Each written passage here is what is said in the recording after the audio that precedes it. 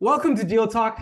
Today, you're going to get actionable tips to negotiate faster and smarter. In this episode, Jim Daly leads a deal making team at Google. He is a deal maker himself, but I really like him, and you're going to like him because he's a creative thinker. He's a coach, he's an author, he's a product, he's a fan of tech, and he's a father. So I really look up to Jim, and I know that you're not going to just get a surface level sort of fluff. You're going to get the real stuff from the trenches with Jim because he's negotiating every single day, probably every single hour. So, Jim, welcome to Deal Talk. To kick us off, what is your number one actual negotiation tip? Yeah, well, Shane, first, thank you so much for, having me today and looking forward to, chatting with you more throughout. And, same thing goes right back to you. I'm a big fan of your content that's out there as well. So thank you again for having me. Kind of your thought, kind of the number one negotiation piece to kind of consider, or, I'll say word, it's partner, right? At the end of the day, like, you need a partner throughout this whole process, and that partner could have many faces, right? You need partners from the internal negotiations that sometimes are the hardest for your companies, because you have to have partners and champions to be on board and learn how to get on board and persuade with those internal stakeholders to understand what their values are, your values, close the deal. But then you need a partner at the client, right? Whether that's a business partner, a buyer, but developing kind of those partnerships with the person at the other side of the table, that's where the value is. Like, that's how things get done, right? At the end of the day, it's about, being a good partner across the board and focusing on those relationships. Like, that's my take. That's my motto. That's what I preach to everybody. It's all about relationships at the end of the day.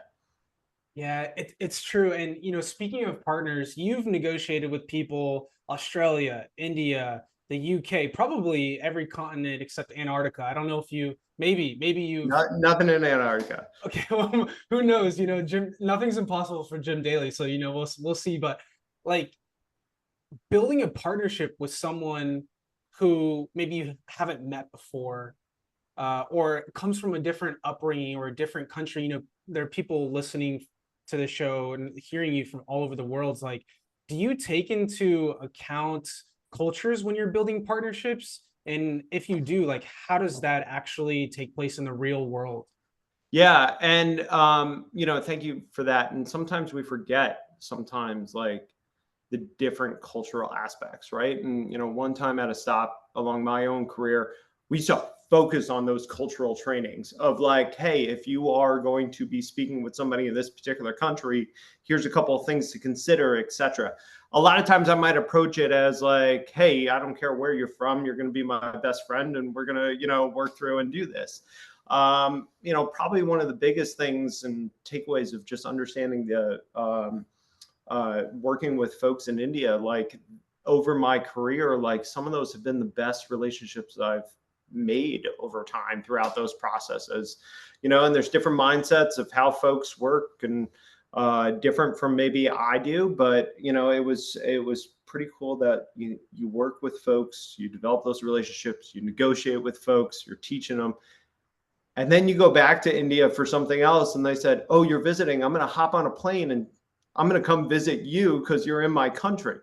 And that is pretty, powerful to know that, like, I have people around the world who call me their big brother. And, like, that's pretty cool. And even though, like, it's been a virtual experience for a long period of time, and it wasn't, until a couple of years later that we actually met in person. So it's, having, I will say, when you're working with other, folks, taking some of those, if your company offers it, great. If not, it's about researching of what to expect and what's that cultural dynamic, right?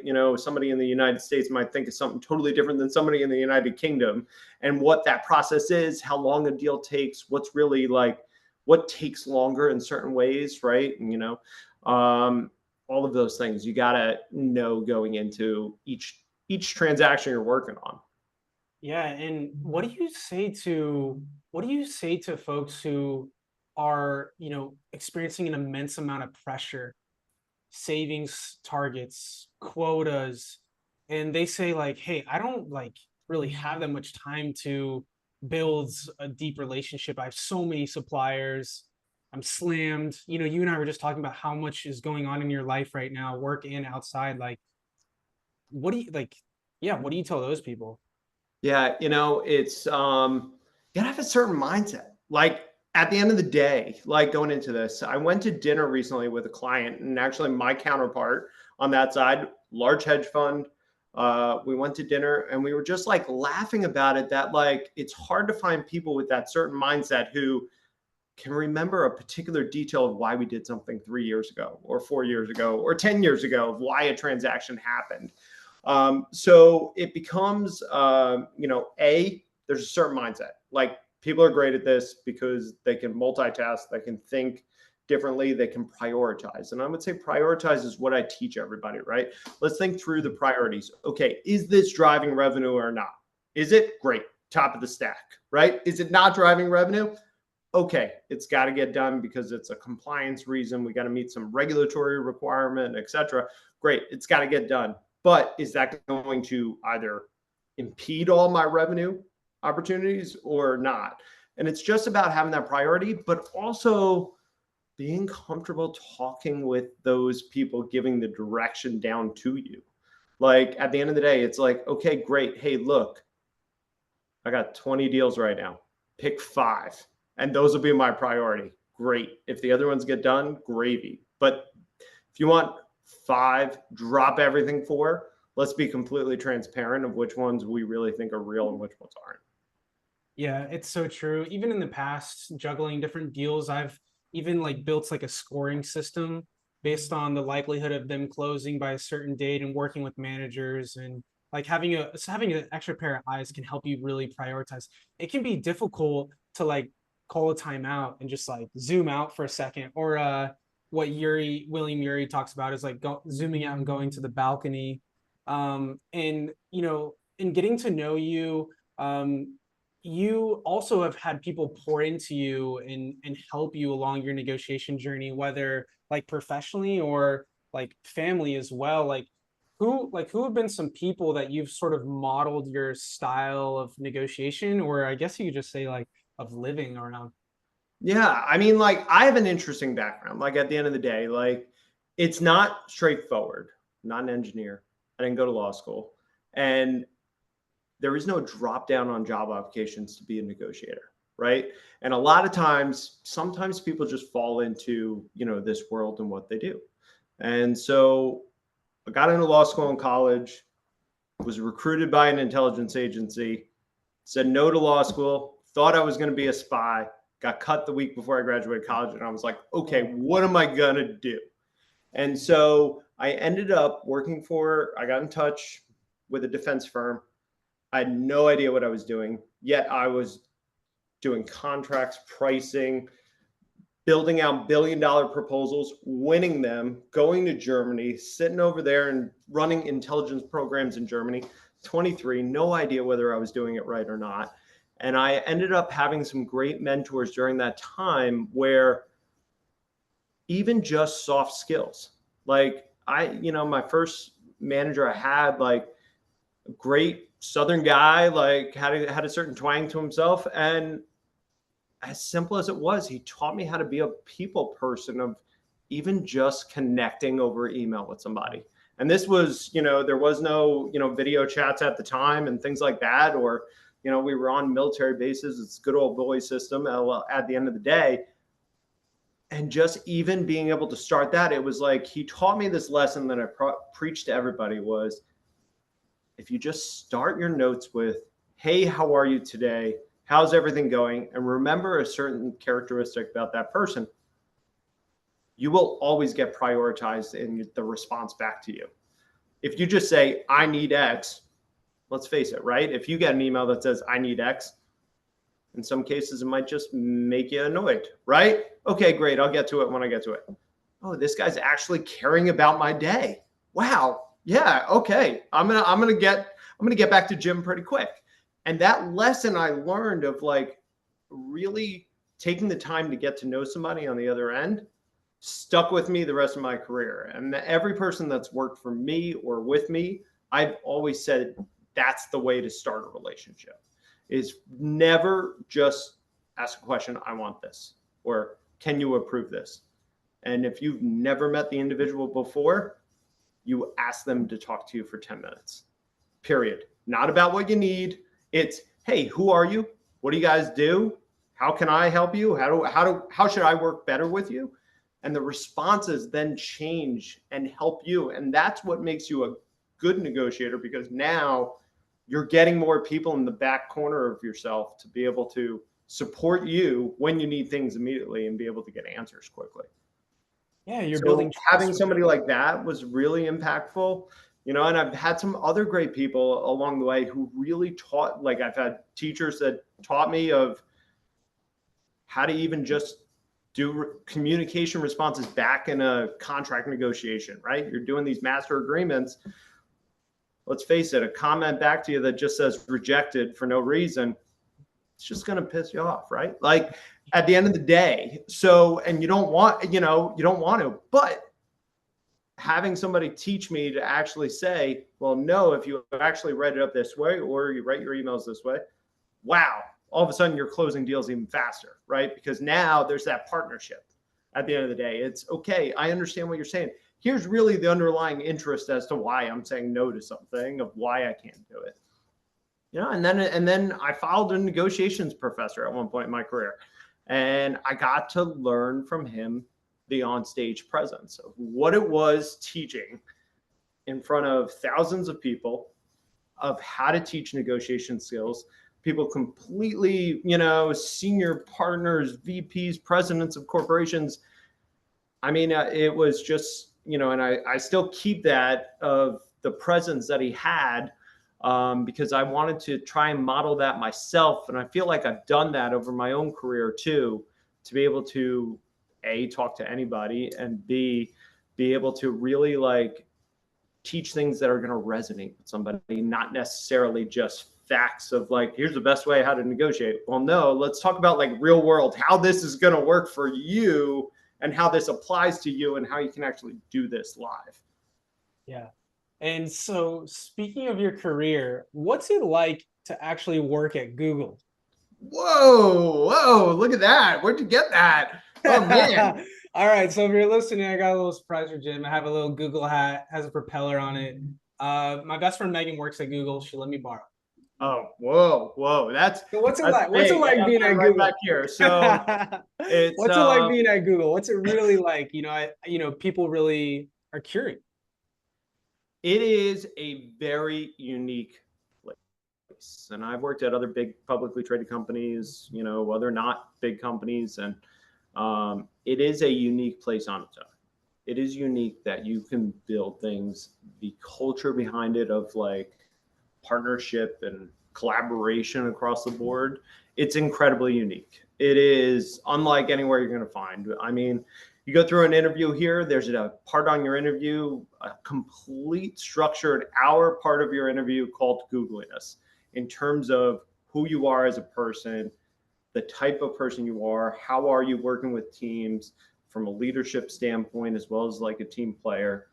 And it is a unique place. Now, what I will say, and I preference this with all of our clients too, when we're actually negotiating, we're big on the kumbaya here. Like at the end of the day, we don't believe in one final decision maker. Like every single thing that goes through, even whether it's our hiring, whether it's our deals, whether it's our proposals, like at the end of the day, there's a lot of input from different stakeholders, because we do believe in, hey, I am really smart in this piece, right? And I think this is the best deal for us and this works.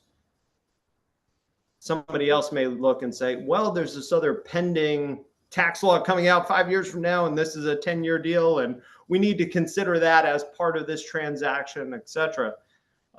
So we're big on having a lot of folks in here, give input, be part of the process to really get what's right for the client and what's right for us as stakeholders as well. Yeah. And my understanding is you're focused or have had experience and are currently negotiating media, entertainment, financial services, government sort of focus, or are you just doing everything now, or what's kind of so previously I was a lot of our financial services clients. I've done a lot of our media entertainment clients. Now I'm doing a lot more of, whether that's, you know, overseeing teams that are doing entertainment industries from a different side of things, from airlines, you know, you name it. It's everything under the sun for Google Cloud, that is. We do cross into some of our other Alphabet colleagues on certain transactions, and that's always a fun process of trying to bring together multiple legal entities into one transaction. So our team also is part of that as well. What I will, you know, say is sometimes, you know, I brought it up at the beginning, one of the hardest things is even just the internal negotiations, right? It's trying to educate people of like, you know, you kind of have to like take sometimes brands out of it, right? And be like, on paper, is this a good deal or not? Right? You know, company X, Y, and Z here's the situation, et cetera. Is this a good deal?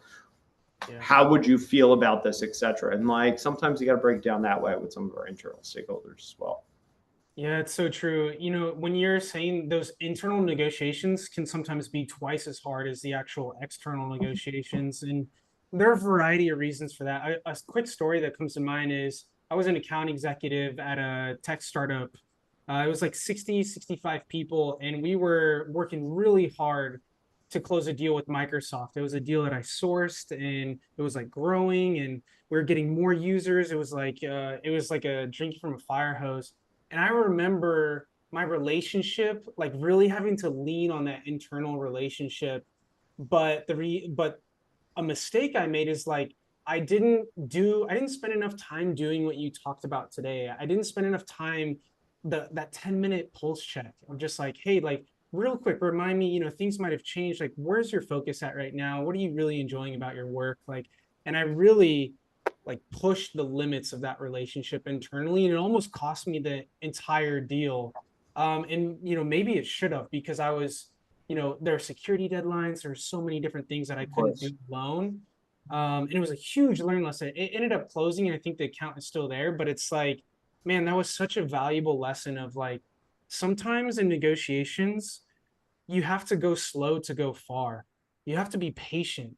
Even when the culture of the world is saying one thing, like staying focused and like knowing who you are, where you're at is essential. Do you have like any stories, whether it's at Google or even before when you're teaching negotiation or working overseas, where you recognized, okay, I need to like pause for a second or slow down? Do any stories come to mind? Yeah, I mean, I'll give you a real negotiation story around this. So, you know, it gets back to taking the time to have a relationship. I'm big on, you know, and I have a lot of close friends that are on the other side of the table and still talk to them today, even though our transactions have been done for a while. But we're talking with, you know, a strategic client, somebody, you know, brand everybody wants, et cetera. And we're talking with this particular client, getting near the finish line of everything. And the client says, listen, in order for us to do this, I need 100% off this particular product. First time working with this client, huge brand, everybody just scrambles. Okay, nobody's ever asked us this before. How do we respond? Are we supposed to? Can we do this? Can we even do this? And everybody's scrambling, and there's CEOs on both sides involved. And I said, hold on. I know this individual. Let me give him a call before we do this. Oh, well, we got to keep moving. We got to keep moving. We got to find out if we can do this. So it's, you know, 50%, 70%, 80%. Everybody's just going back and forth. We can't do 100. We could do maybe 95, whatever the situation was, right? And as I said, well, hang on, let me go talk to the person, because I think I have enough relationship to go ask a follow-up question on this. Let me go ask. So I call up the head VP of procurement over there, and I said, hey, look, I want to make sure I heard you right. Like, did you really ask for 100% off? Like, I want to make sure, because nobody's asked before, and I want to make sure like we heard you correctly. Yes, I did, because my worry is if a regulator says I can't work with Google. Okay. Any other reason why? Yeah, that's the only reason. I was like, okay, thanks. So go back to the teams. That is a completely different situation than giving somebody 100% off for the rest of their lives. Like 100% off in the unique instance of how a regulator views Google, like that is important. Obviously, if the law says you can't work with us, like clearly you shouldn't have to pay anything to to us on that. So that's a completely different situation than trying to give somebody 100% off, you know? And that got to taking the time to build a relationship, to have a trust conversation, to really understand what was the underlying interest there of that particular situation. And I love that story because you approached one, you took action, you picked up the phone. So much can get done if we just pick up the phone or hop on a quick Teams or Google Hangout, etc. It's amazing, just that quick communication. But gosh, that's a great story. And you were curious, you asked questions, like that's essential. Do you have a few questions for those who are listening, who are negotiating internally or externally? Do you have a few questions that you typically will ask in a negotiation that you found to be really effective? I would ask to explain the reasons why certain asks, right? And get into the real reason why, not just because I want it, right? Is there an underlying reason? Hmm. You want longer payment terms? Okay, great. Is it you have a cash flow problem? Because then that's an issue, right? Is it a short-term situation because you're going through some big acquisition elsewhere? Cool. I'm sure we can work with you over a period of that time. And then it goes back to a more reasonable payment terms at that time, right? So like asking questions to, kind of pique the interest is really like what the focus is. It is being able to like develop that trust, right? I'm going to walk through and explain really why I need something or why I can't do something, right? I just can't do it, right? Our system isn't set up for what you're asking for. It doesn't make sense. In terms of our own processes, like we're just not scaled to be able to do what you're asking for. Like having those honest dialogues is how you get deals done at the end of the day, right? Because look, we all have our policies, we all got our positions, but at the end of the day, you can only do what you can do, right? And as long as you're transparent of what you can do, that's how you get deals done faster. Yeah, and it's almost like through the adversity, you can actually strengthen your relationship with the person you're negotiating with, especially if there's that foundation of what you were mentioning earlier of partnership, of trust. But not everyone's honest. How do you discern and have wisdom to know, what you should and shouldn't share? Should you trust, should you not trust? Obviously, that's a case by case basis, but like, what's your take on detecting maybe deception or So yeah, and look, like not everybody's honest, right? At the end of the day, and a strong negotiator could figure that out pretty quickly, right? If somebody is not showing all their cards, if they're being a little untrustworthy throughout the process, etc.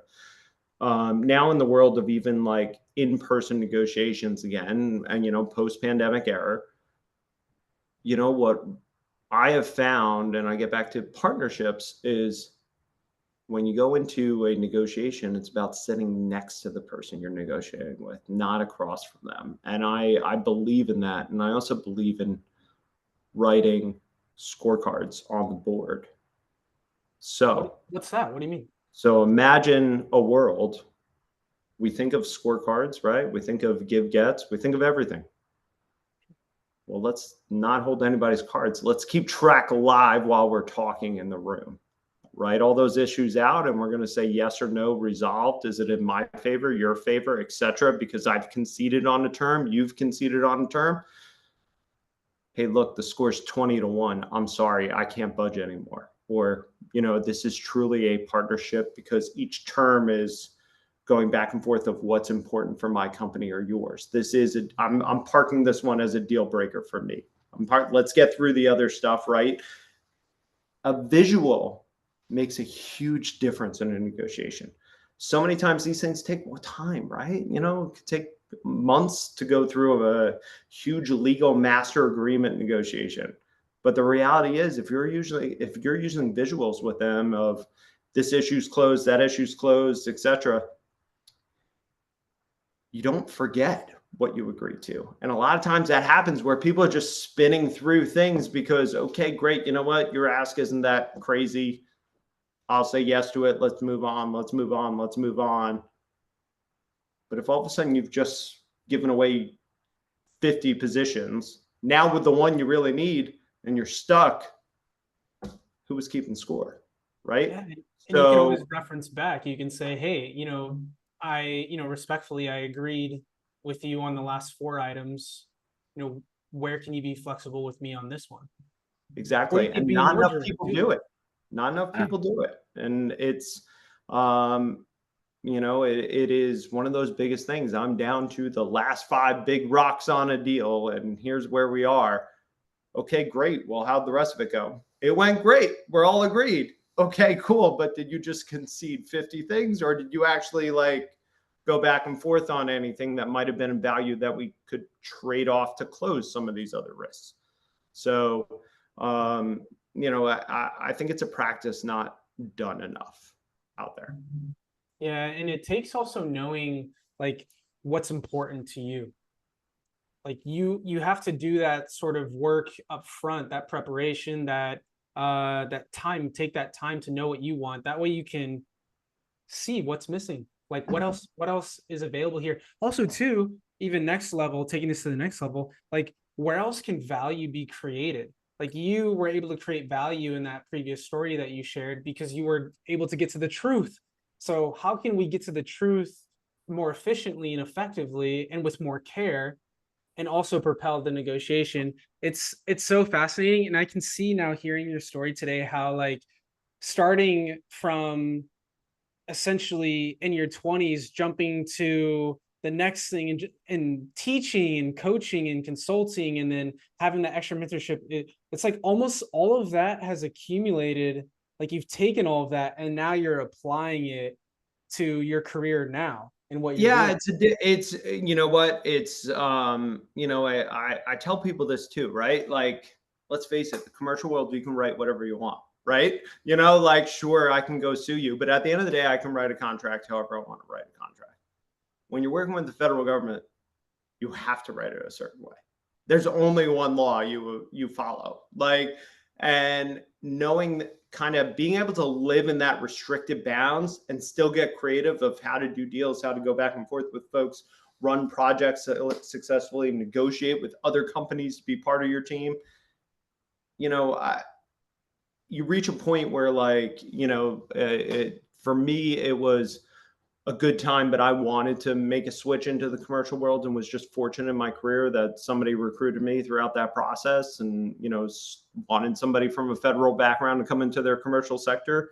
But it really is a good foundation block for people at the end of the day, just from a learning training atmosphere, because you have a rigor you have to follow, right? To do thing right and compliant. And then once you have those compliance basics, now when I start getting creative and I start thinking of all these different ways to negotiate or do a deal, I'm still considering some of those things in the back of my head of, well, can we do this? How would this impact this system if I actually do this, etc. Whereas if you didn't have that founding block, you're not thinking about that. Yeah, I love that so much because for people who are listening, you're not just because you're doing a certain role now doesn't mean it's not preparing you, let's say, for a role at Google or a role at Microsoft. If that's your aspiration to work in an organization that is like I would call it hyper successful. I would call it yeah, I would call it like meaningful. They're doing big negotiations. Like just because you're doing what you're doing now doesn't mean it has to be like that forever. You're going to continue to take steps as long as you continue to learn and ask questions. And also too, one thing going through COVID, something that came to my mind was like this idea of being being in a good space to negotiate, like healthy, positive, like you have a good attitude. Like, is there anything like tactical that you do? Like, I know you've written books, you're involved in your community, like you have kids, like you're doing all these really cool stuff. Like, Yeah. yeah, how do those things fuel you or like how do you recharge to like go through the grind? You know what? It's somebody even told me about there's a book out there. I've not read it yet. I think it's called like the 5 a.m. start or something like that, where, the motto of starting your day so early that you're prepared, you're taking time for yourself to block out your own, whether that's working out, doing bills, reading the news, whatever. You take an hour at the beginning of every day beforehand. Even with like, I have kids middle school age, and they're number one in my world. And at the end of the day, it's, you still need to have a cup of coffee without them. Like at the end of the day, Oh yeah. to really be a good dad at the end of the day, like, waking up to somebody, in the morning, it's tough, right? And you want to make sure your days start off right. It's having taking that time for yourself in the morning, like in my opinion, like just before anybody else wakes up. I am a morning person. That's days in the military. It is what it is. It's been ingrained in me in my life, and it was so that's my choice to prepare for the day in general, whether that's going for a run, going to the gym, reading the news, like whatever the situation is before others are there, to prepare myself for the day. So that way I am there. I'm also big on like weekly schedules now. Like we're in that world of where, 3 kids, 3 different fields. Like, I'm very involved in my community. I have my work is number one before the, stuff I volunteer for. And, being able to put that schedule out for the week of, okay, here's where everybody's got to be. What do we got to do, et cetera. It relieves that like stress every day of, okay, who's picking up this kid? Do I have a conflict with this client call going on, et cetera. Obviously things change throughout the week, but it's, having that routine to really stick to of being able to handle your own schedule, right, and manage your bandwidth. And also, I'm not a big person who can say no. Like at the end of the day, but I'm getting better at it. I'll say that. Hey, boundaries are healthy. Yeah, yeah, exactly. Boundaries can be mutually beneficial. I feel that so much. Yes, I'm also up early, and there's just something about getting your day going, spending time, like just getting ready. That's so important. It's so crucial. And a couple of final questions. So, what's next for Jim Daly in the next year, 2 years? I mean, I am incredibly happy in my job. Like it is, you go through your career. It's okay. What's next? What's next? What's next? Like, for me, I did it a long time ago because I started in a very small company at the end of the day, trying to think through where I wanted to end up and what I wanted to do. And, over my time, I kept a short list of companies I would drop everything for. Obviously, Google was on that list and got added to that list over the time when I was watching it. So I'm here. Like I am, incredibly happy in what I do. What I have found is having a passion outside of work fuels me. And that is something that I strongly encourage to anybody that I talk to, of having something outside of work, outside of, everybody has their hobbies and things like that. But, I was approached this past year to run for an office, and I did and successfully won. And I love it. And I am using negotiation skills all day long. And I mean, even just from a practice standpoint, I give you a perfect example. Like I am a councilman in my town, and it is not a huge town. I'm not in New York City. I don't get paid $200,000 a year to do this job, and it's a part-time gig. It's only happens outside of work when I have the time, but it impacts the average resident the most because it affects you the most. It's your roads, it's your trash, it's your benefits in town. It's all the special perks you get for where you live and security and things like that. I had one come up, and I sit on an insurance committee, and it came up that we could get cheaper dental insurance for our places. Well, even though I am a small town, I went to the 2 largest dental insurance practices in the country and made them do their own analysis between plans to figure out were they going to meet every single thing I have and exceed those things that my union employees have. And if they did, cool, then we'll do this. But I want a guarantee of price. I just put my procurement hat on, and I just did the exact same thing to these major companies for work. At the end of the day, it is a special town, but it is not a New York City I live in. I live in a very small New Jersey town.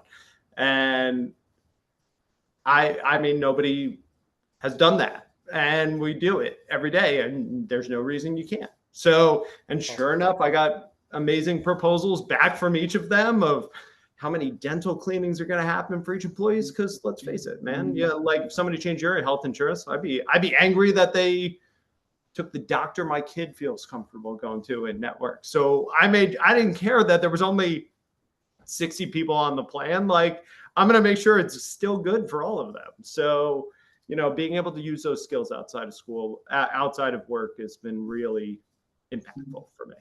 That's amazing. You got the city councilman hat, you got the dad hat, got the author hat, got the negotiator hat. You got now you got the podcast hat.